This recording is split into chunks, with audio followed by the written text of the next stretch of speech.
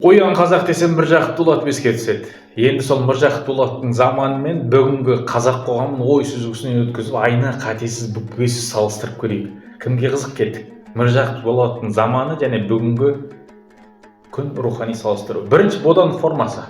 Бұрын қазақ ашық бодан болды, заңда, жерде, билікте өзгенің қолында еді. Дұшпан сырттан анық көрінді. Ал қазір ше? Бодандық көзге көрінбейді, тәуелділік ойда, құлдық санада, қорқыныш үнсіздікте. Міржақып айтқан ұйқы бүгінде бар. Бірақ тек түр өзгерді. Екінші, надандық пен білім. Бұрын халықтың көбі хат танымады, білімге қол жетпеді. Ал қазір білім бар, бірақ ниет әлсіз. Ақпарат көп, бірақ тереңдік аз.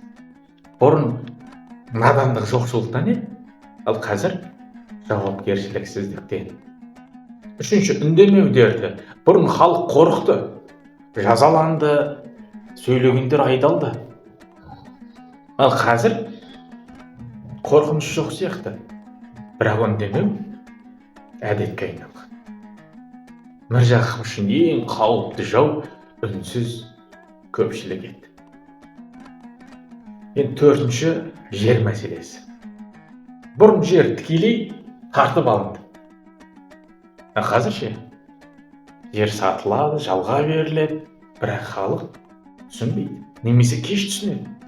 Нәтиже айналып келгенде біреу ғана ел өз жерінен айырылып жатыр, ажырап жатыр.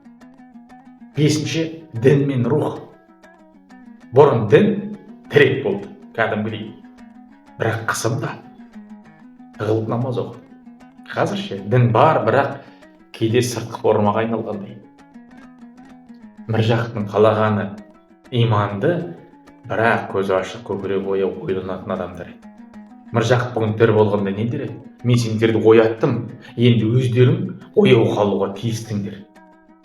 Ол желіге емес, жүрекке қарар еді, сөзге емес, іске баға берер еді, кінәні биліктен емес, халықтың өзінен іздер еді. Қорытынды ой. Бұрын оян қазақ айқай болды, ал қазір ұйықтап кетпе қазақ. Ескерту. Ояну бір сәттік емес, күнделікті жауапкершілік. Рахмет.